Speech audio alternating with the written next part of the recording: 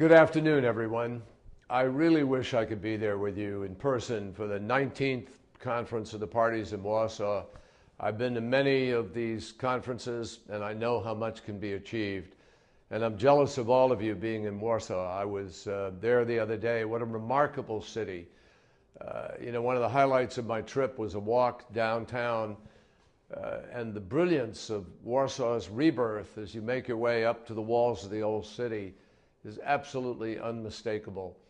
And you can see it in the meticulous attention to detail and the adherence to history in the reconstruction. It's a brilliant story, and it's a story that continues to inspire all of us today.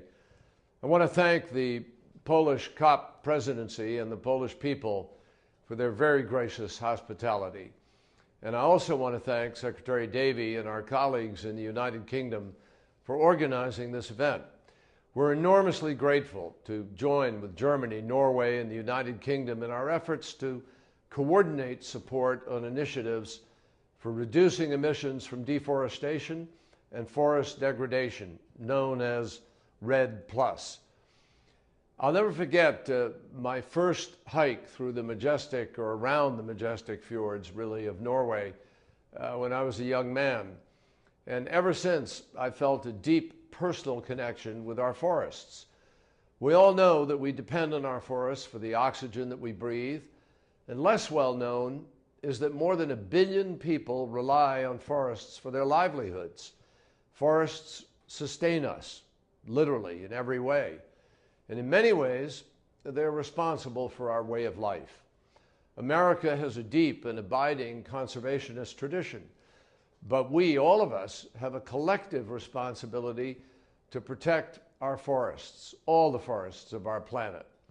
And our challenge is clear. Each year, we lose some 13 million square hectares of forests globally. That's an area about the size of Costa Rica or Greece every year. Greenhouse gas emissions from deforestation now account for nearly 1/3 of the global total.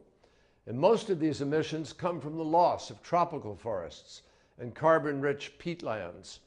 In fact, more than 80% of emissions in some developing countries come from forests and other lands. So this isn't just an environmental issue. It's an economic issue. It's an energy issue. It's an issue that touches on our deepest values and our basic sense of responsibility as stewards of this fragile planet that we are privileged to inhabit. That's why I am proud to announce today that the United States is a founding partner in the new Initiative for Sustainable Forest Landscapes. Working with Congress and together with the United Kingdom and Norway, we plan to provide more than $250 million to launch the initiative. And this will be one of the single largest investments that the U.S. Department of State has made in forests. But there's more to be done. Our new contribution is part of the U.S. commitment to the Tropical Forest Alliance 2020, a key public-private partnership with the goal of reducing the tropical deforestation caused by the harvesting of critical global commodities, such as soy, beef, palm oil, pulp, and paper. The new initiative will be part of the World Bank's Biocarbon Fund, and it's one of the most exciting initiatives that we've seen in the land sector. It focuses on the major drivers of deforestation, creating incentives for developing countries that are ready to make a real change in how they use their land, especially in vulnerable areas where agriculture encroaches on forests. We all know the future has an inexorable way of humbling those who try to predict it too precisely. But we all know that the threat of deforestation and its implications for a changing climate are real, grave, and they are growing. The Initiative for Sustainable Forest Landscapes is a critical new tool to help us meet our responsibilities to future generations.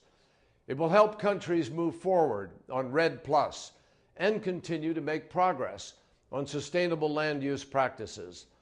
The United States stands with willing partners in the fight against global climate change, And I look forward to continuing our work together to ensure a more secure future, not only for forested countries, but for the entire planet that we share. Thank you so much for your partnership in these efforts.